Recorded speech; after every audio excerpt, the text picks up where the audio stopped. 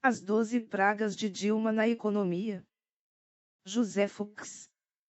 Com a abertura da caixa preta da economia pelo governo Temer, fica cada vez mais clara, em toda a sua extensão, a herança perversa deixada pela presidente afastada Dilma Rousseff. O legado de Dilma, cujo impeachment deverá ser votado pelo Senado ainda em agosto, supera as previsões mais catastróficas feitas pelos analistas. Apesar. Por da redação. 22 de junho de 2017, 18 horas e 25, publicado em 6 de agosto de 2016, 09h44. José Fux. Com a abertura da caixa preta da economia pelo governo Temer, fica cada vez mais clara, em toda a sua extensão, a herança perversa deixada pela presidente afastada Dilma Rousseff. O legado de Dilma, cujo impeachment deverá ser votado pelo Senado ainda em agosto, supera as previsões mais catastróficas feitas pelos analistas. Apesar do empenho do ministro da Fazenda, Henrique Meirelles, em reverter o quadro, os efeitos negativos da obra de Dilma espalham-se por quase todas as áreas e deverão afetar ainda por longos anos as empresas e os cidadãos. Da recessão interminável ao desemprego recorde, da explosão da dívida pública à destruição de valor da Petrobras e à descapitalização dos bancos públicos, o balanço de sua gestão é sinistro, muito sinistro. Confira a seguir as principais pragas impostas por Dilma à economia do país. A maior recessão da história. A performance de Dilma na economia deveria entrar para o Guinness. Não pelas conquistas, mas pelos tropeços. Segundo o Ministério da Fazenda, não será surpresa se a recessão acumulada em 2015 e 2016 for a maior da história, superando a registrada durante a Grande Depressão, nos anos 30. Para o Goldman Sachs, o maior banco americano de investimento, a retração econômica do país adquiriu contornos de depressão absoluta, caracterizada por pelo menos 8 trimestres seguidos de encolhimento, com queda real do Produto Interno Bruto, PIB, de 10% ou mais. Embora o resultado acumulado nos últimos 2 anos entre o segundo trimestre de 2014, quando começou a recessão, e o primeiro trimestre de 2016, data do último dado disponível, tenha ficado ligeiramente abaixo disso, a ordem de grandeza do desastre não mudou. O crescimento do PIB no governo Dilma foi pífio. De 2011, quando ela tomou posse, a 2015, o primeiro ano do segundo mandato, a média anual de crescimento do PIB foi de apenas 0,94%, a segunda pior desde a redemocratização do país, em meados dos anos 80, superior apenas à de Collor, de menos 1,3% ao ano. Se acrescentarmos à conta de Dilma a previsão de queda do PIB de 3,24% em 2016, segundo o Boletim Focus, do Banco Central, a média de Dilma deverá cair para 0,24% ao ano. A explosão do desemprego. No campo mais relevante para os brasileiros, o saldo de Dilma é desastroso. Segundo o IBGE, o Brasil fechou o primeiro trimestre do ano com um total de 11,6 milhões de desempregados. Desde o quarto trimestre de 2014, cerca de 5 milhões de trabalhadores já perderam o emprego. Somente no emprego formal, com carteira assinada, foram fechadas 2,1 milhões de vagas desde o final de 2014, de acordo com o Ministério do Trabalho. No primeiro semestre de 2016, o corte foi de 531.765 vagas, o pior resultado da série, iniciada em 2002, para o mesmo período. Com esses resultados, a taxa de desemprego no país, medida pela Pesquisa Nacional de Amostra de Domicílios, PNAD, contínua, chegou a 11,3% da população ativa, a pior da série histórica, iniciada em 2012. Apenas para efeito de comparação, no quarto trimestre de 2013 a taxa era de apenas 6,2%, o menor nível da série. Como se isso não bastasse, a renda dos trabalhadores caiu de forma expressiva. No primeiro trimestre de 2016, segundo o IBGE, o rendimento real médio mensal voltou ao nível de 2012, para R$ 1.972. A volta da inflação de 2 dígitos. Em seu governo, Dilma ressuscitou o dragão da inflação. Depois de defender a ideia de que um pouquinho de inflação não faz mal a ninguém, para tentar alavancar o crescimento da economia, Dilma viu a taxa disparar e resolveu agir. Só que aí já era tarde demais. Mesmo com a contenção de tarifas públicas, a inflação fugiu de controle. Ao assumir o governo, em janeiro de 2011, a inflação oficial medida pelo IPCA do IBGE era de 5,9% ao ano. Em 2015, chegou a 10,7%, a maior desde 2002, quando alcançou 12,5%, com a insegurança gerada na praça pela perspectiva de o PT assumir o poder. Agora, em meio à recessão, ao desemprego e aos juros estratosféricos, a inflação finalmente começou a cair. Em junho, a taxa acumulada em 12 meses ficou em 8,8%. Ainda assim, foi quase o dobro do centro da meta do Banco Central, de 4,5%, e bem acima do teto da meta, de 6,5%. O salto nos gastos públicos. Em vez de superávites primários, a economia feita pelo governo para pagar parte dos juros da dívida pública, o Brasil na gestão de Dilma passou a ter déficits primários. Em outras palavras, mesmo sem a inclusão dos juros da dívida, as contas do governo passaram a fechar no vermelho. O rombo atingiu 17,2 bilhões de reais em 2014, 0,57% do PIB, interrompendo uma série de 16 anos de resultados positivos, e 115 bilhões de reais em 2015, 1,88% do PIB. Neste ano, com o realismo fiscal adotado pelo governo Temer, o déficit primário deverá alcançar a astronômica cifra de 170,5 bilhões de reais, 2,75% do PIB, bem acima dos 96,7 bilhões calculados inicialmente por Dilma, cujo otimismo costumava ser desmentido com frequência pelos fatos. Isso quando a real situação fiscal não era mascarada pelas tais pedaladas, mecanismo que o governo usava para turbinar artificialmente suas contas ao atrasar repasses aos bancos públicos. Além da contabilidade criativa, pela qual o BDS lhe pagava dividendos com recursos aportados pelo próprio Tesouro na instituição. No total, com a inclusão dos juros da dívida pública na conta, o rombo do governo deverá passar dos 600 bilhões de reais, o equivalente a 9% do PIB, de acordo com as estimativas oficiais. Será um dos maiores déficits do mundo, 3 vezes maior do que o máximo estabelecido para os países da então Comunidade Europeia no Tratado de Maastricht, em 1992, de 3%, e perigosamente próxima aos da Grécia e da Islândia, que foram à bancarrota nos últimos anos. Em 2010, no final do governo Lula, o déficit nominal, que inclui os juros da dívida, era de 4,5% do PIB, segundo dados do FMI, metade do atual. O avanço da dívida pública. Nos quase 5 anos e meio que Dilma ocupou a presidência da República, a dívida pública do país cresceu em progressão geométrica.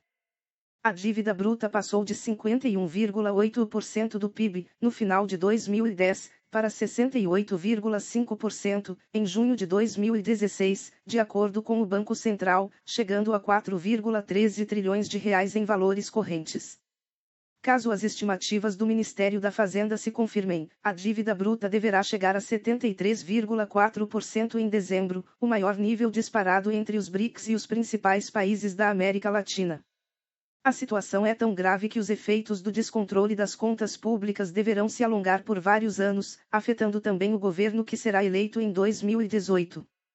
Mesmo com a aprovação pelo Congresso Nacional da limitação dos gastos públicos proposta pelo governo Temer, a dívida continuará a crescer, segundo as previsões oficiais, para 76,6% do PIB no ano que vem, 78,1% em 2018 e 78,7% em 2019. O rombo crescente da Previdência. Ao adiar a reforma da Previdência Social para evitar conflitos com os sindicatos, seguindo a mesma estratégia adotada por Lula, Dilma deixou para o país uma bomba de alto poder de corrosão fiscal.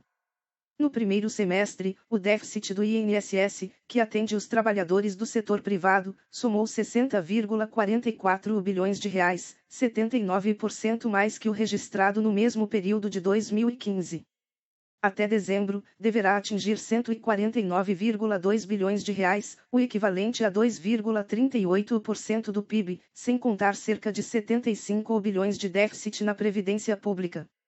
Em 2017, de acordo com as estimativas do governo, o buraco será ainda maior, na faixa de 170 bilhões de reais.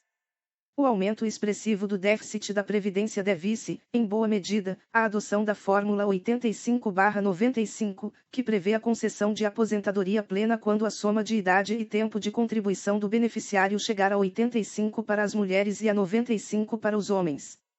Ele também tem a ver com a forte queda registrada na arrecadação do INSS nos últimos anos, puxada pelo desemprego e pela decisão de Dilma de substituir a contribuição previdenciária de empresas de 56 setores por um imposto sobre o faturamento que injeta bem menos dinheiro no caixa do governo.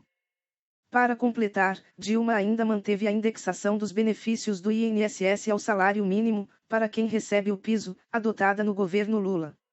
A perda do grau de investimento.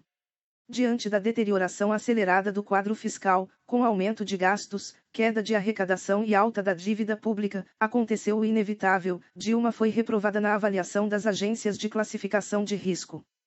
De abril de 2015 a fevereiro de 2016, as três principais agências internacionais de rating Standard & Poor's, Moody's e Fitch retiraram do país o tão duramente conquistado grau de investimento, uma espécie de atestado de bom pagador que coloca o país no mapa dos grandes fundos de pensão do exterior e possibilita o corte dos juros cobrados de empresas nacionais no mercado global. Alvo do ufanismo de Lula em 2008, quando o Brasil recebeu a honraria pela primeira vez, o rebaixamento foi um duro golpe para Dilma e uma condenação explícita de sua política econômica. Com a decisão das agências de rating, perdeu força o surrado argumento de Dilma, de que a crise no Brasil era provocada essencialmente por fatores externos. O tombo dos investimentos na produção. Além de lançar o país no atoleiro da recessão, Dilma, a mãe do PAC, Programa de Aceleração do Crescimento, deixou o governo com os investimentos em forte queda. Apesar de ela ter torrado todos os recursos de que dispunha via BRIS, desonerações fiscais e tais, para tentar impulsionar o crescimento econômico, o resultado acabou sendo o oposto do pretendido. Com política econômica heterodoxa, excesso de intervenção na economia, mudanças frequentes nas regras do jogo e concessões de benefícios seletivas sem critérios transparentes, governo começou a perder a confiança dos empresários, com seguidos recordes históricos de baixa, derrubando os investimentos em novos projetos e em compras de equipamentos.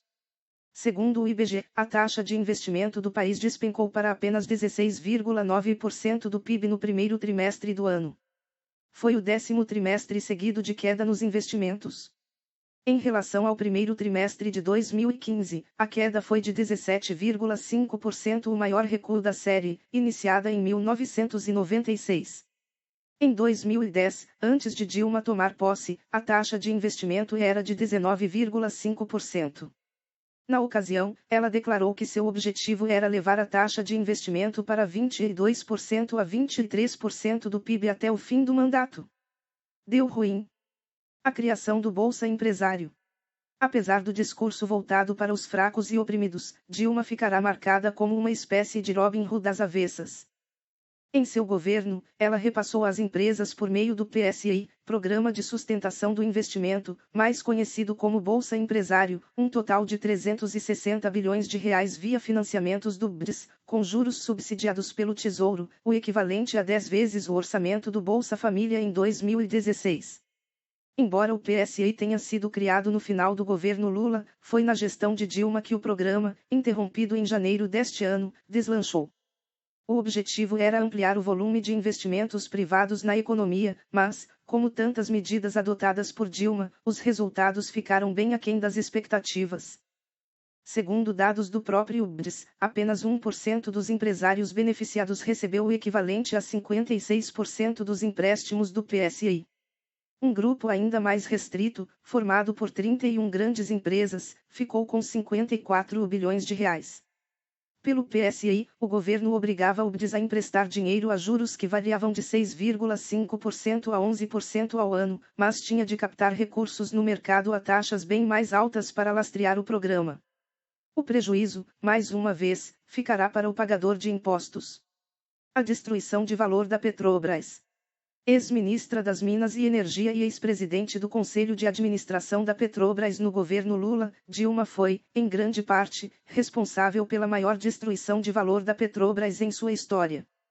Depois de atingir o pico de 510,3 bilhões de reais em maio de 2008, o valor de mercado da Petrobras chegou a desabar para 72,5 bilhões em janeiro deste ano, uma queda de 85,8%. Na ocasião, a ação da petroleira caiu para menos de R$ 5 pela primeira vez desde 2003.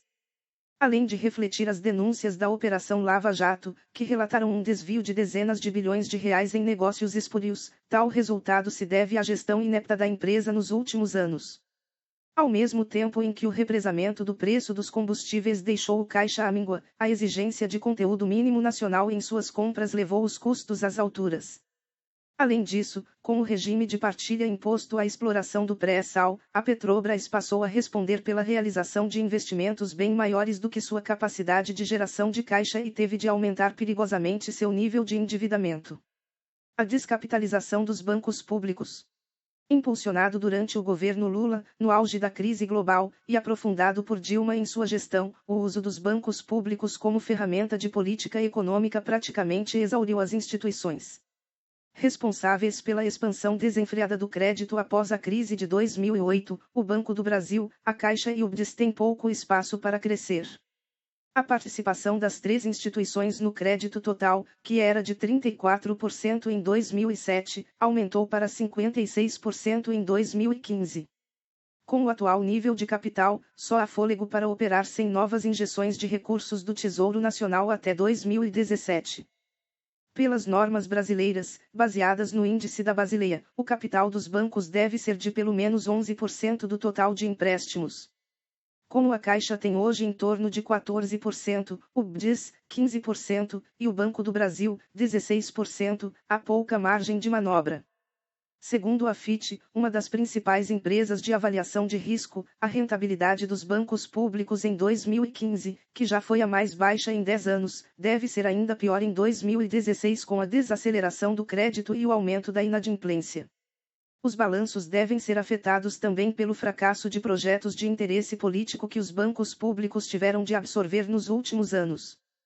De acordo com o ministro da Fazenda, Henrique Meirelles, os bancos públicos detêm uma fatia de 17% da dívida da Oi, que entrou recentemente com pedido de recuperação judicial, configurando o maior calote da história empresarial do país. No total, os bancos públicos têm a receber 9,8 bilhões de reais do papagaio de 65,4 bilhões de reais que a Oi deixou voando por aí. A ruína do setor elétrico. Tida como especialista no setor elétrico, Dilma provocou um estrago cavalar na área. Em 2012, para viabilizar um corte médio de 20% na tarifa de energia para os consumidores, ela mudou as regras do jogo sem aviso prévio. Com a edição da Medida Provisória 579, antecipou a renovação das concessões das empresas de energia em troca de uma remuneração menor pela prestação do serviço. Com isso, gerou muita insegurança nas companhias e nos investidores e provocou a desarticulação do setor. Os investimentos praticamente pararam e as empresas energéticas, com as finanças abaladas, foram parar na UTI. A Eletrobras, única a aceitar totalmente a proposta, acumula seguidos prejuízos, que ultrapassam os 30 bilhões de reais. Só em 2015, a perda foi de 14,442 bilhões. Como parte das empresas de energia não aderiu às medidas, o governo ainda teve de injetar bilhões de reais do Tesouro Nacional para manter a promessa de redução nas tarifas. No ano passado, com a decisão de interromper o processo, a tarifa de energia, que acumulava uma defasagem significativa, subiu mais de 50%. A intervenção de Dilma no setor provocou estragos também na Bolsa de Valores.